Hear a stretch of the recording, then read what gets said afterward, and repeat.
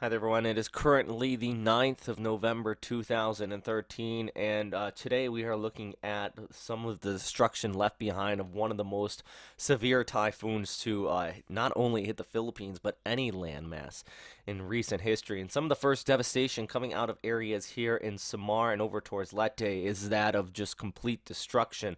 Our chase team and James Reynolds, actually, who is here in Tacloban, located right there. You see it's on the northern periphery of the right front quadrant of that eye wall. The worst part of the storm system, you're still seeing very, very limited information out of that area, and they still have not checked in at this time. And at this time, over 30 deaths have been reported in this area. The number is feared to continue to rise. Some of the first images coming out of Ormoc City is that of just complete and utter destruction, and still communication is cut off in most areas here, and you're not really getting too much word out of here outside of these very limited and initial reports that have been coming in. What we have heard about is also in one of these churches there in Leyte that the roof collapsed and over 20 deaths may have occurred in that situation as well. Nothing official, but really, there was a reporter there from GMA News who did confirm that, and they seemed rather distraught actually in an interview on air about the situation that occurred. And that's really one of the problems here. A lot of the evacuation centers are churches and gymnasiums, and sometimes not the most reinforced. And definitely some of these buildings are not built to withstand up to 300-kilometer-per-hour wind, which is what we saw when this storm system made landfall. So just an absolutely destructive scenario. We're still standing by for more information to come from the chase crew. James Reynolds on the ground there. Still nothing out there on his Twitter. I haven't gotten any contact with him at this time. But really, now the good news is the storm system's racing off there towards the west, rapidly improving conditions behind it. But still, Palawan took the brunt of it last night. 3 deaths have been reported here as well. Also, numerous structures have been damaged. Also, the good news is we're seeing this gradually weaken as opposed off there farther towards the west. Some vertical wind shears coming in on it, and that's really going to act upon it until it approaches out here towards Vietnam. And then once it approaches Vietnam, though, we're looking at a pretty significant flood threat. As this comes on shore here, going into basically Sunday morning out here, or basically Saturday night into Sunday morning, pushing there just right around Da Nang and Hue, Vietnam, could be skirting the coastline. Still bringing some pretty destructive winds, though, in low-lying areas, and I do think there's going to be a storm surge just north of Da Nang as this does come ashore. And the biggest threat, though, with this is going to be the rainfall, because it will be slowing down once it hits Vietnam and then over there towards Laos as well.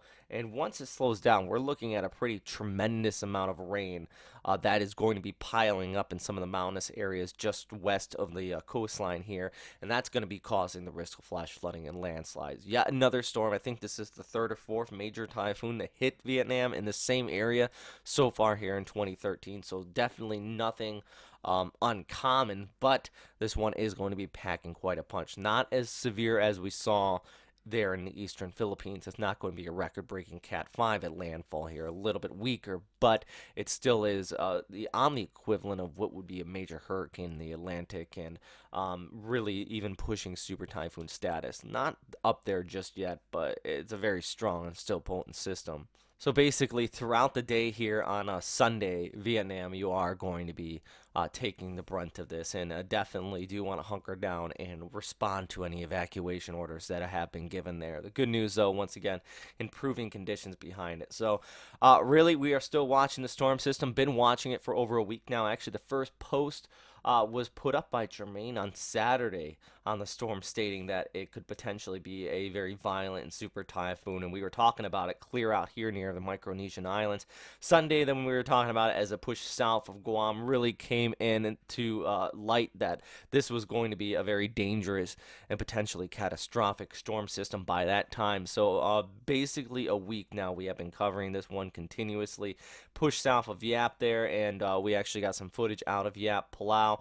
Also was spared the worst to the storm system here, even though it was already at a Category 4, Category 5 equivalent intensity. It does look like little damage was reported on Palau, but there was some structures that did topple over, and then off there made landfall here on the early morning hours on Friday as just a violent and catastrophic typhoon, and now here on Saturday racing out there through the South China Sea, and by Sunday making the landfall.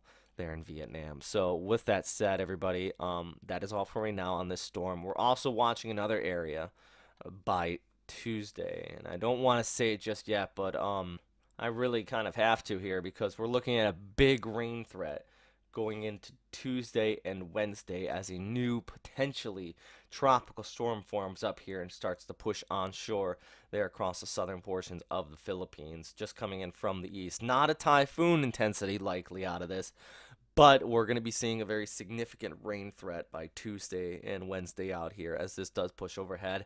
That is definitely going to be hindering the recovery efforts. So want to keep a very, very close eye on this next developing storm. If we pull up that satellite imagery, it's this area right here now south of Guam, but it very well could develop into something. So we're going to keep a very close eye and continue to keep tabs on it. Also, a heads up, this is Western Pacific weather, so I haven't really touched on areas elsewhere, but there's a new low developing in eastern China. This could be a pretty big rainmaker and some very gusty winds across much of Japan, especially northern Japan going into Sunday. Tokyo's looking at some pretty heavy rain showers, but I think there's a risk of destructive winds along the Sea of Japan coastline up to about 100 to 120 kilometers per hour by Sunday night. So I want to watch out for this. It is going to be racing off there towards the east. Just have an umbrella and well, a rain jacket ready here as it does start to move off. But that's all for right now, everybody. Thanks again for watching here at westernpacificweather.com. If you have any questions, comments, or suggestions, you can always post them down there in the comment box below. And as always, stay safe out there.